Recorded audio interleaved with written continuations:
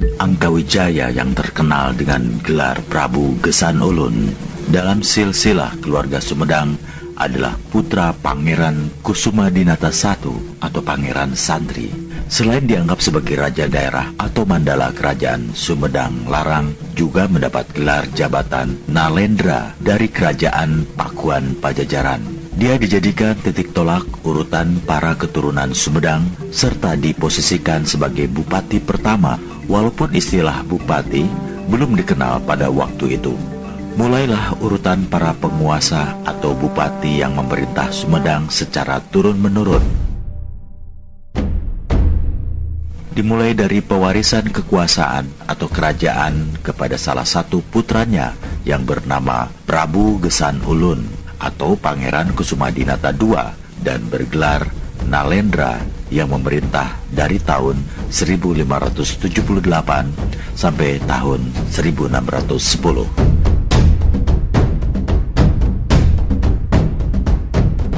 Pada masa pemerintahannya, datang menghadap untuk mengabdi serombongan orang yang dipimpin oleh 4 Kandage Lante atau bangsawan atau abdi raja setingkat bupati dari Pakuan Pajajaran yang telah hancur diserang Kesultanan Banten.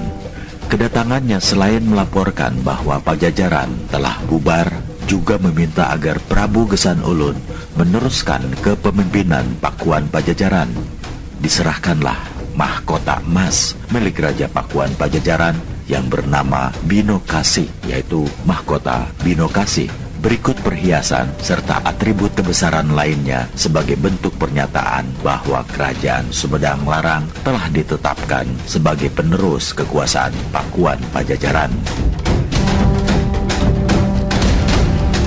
Keempat Kandaga Lante tersebut adalah 1. Batara Sang Hyang Hawu atau lebih dikenal sebagai Eyang atau Mbah Jaya Perkasa. Kedua, Batara Pancar Buana Terong Peot. Ketiga, Batara Dipati Wiradijaya Nangganan.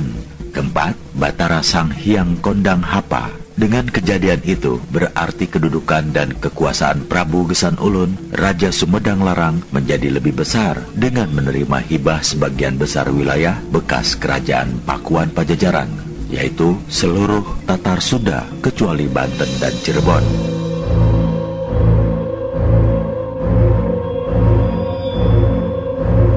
Sementara Raja Pakuan Pajajaran terakhir, yaitu Prabu Nusia Mulya atau Raga Mulya atau Surya Kencana, menurut kabar menyingkir ke Gunung Salak sambil menghimpun kekuatan untuk serangan balasan, namun tidak pernah terlaksana karena dia keburu meninggal dunia. Walaupun telah menerima wilayah kekuasaan dari bekas kerajaan Pakuan Pajajaran, sulit bagi dia untuk mengembangkan kekuasaannya karena posisi kerajaan Sumedang Larang terjepit di antara dua kekuatan besar kerajaan, yaitu Kesultanan Banten dan Kesultanan Cirebon yang sama-sama mengincar wilayah bekas Pakuan Pajajaran.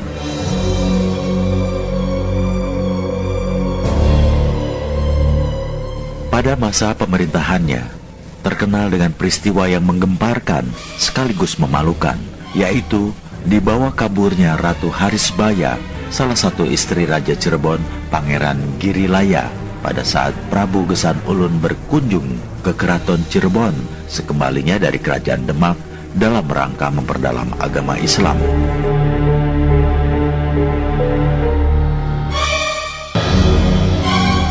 Terjadi penyerbuan Cirebon yang mengakibatkan dia terpaksa menyingkir ke Dayeuh Luhur bersama Ratu Harisbaya serta sebagian kecil rakyat dan pengikutnya.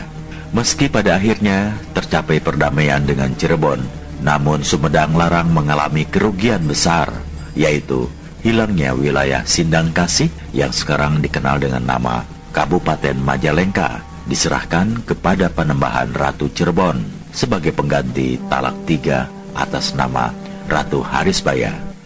Sejak itulah pusat pemerintahan Sumedang Larang pindah dari Kutamaya ke Dayeuh Luhur dan akhirnya dia wafat dan dimakamkan di sana bersama Ratu Harisbaya.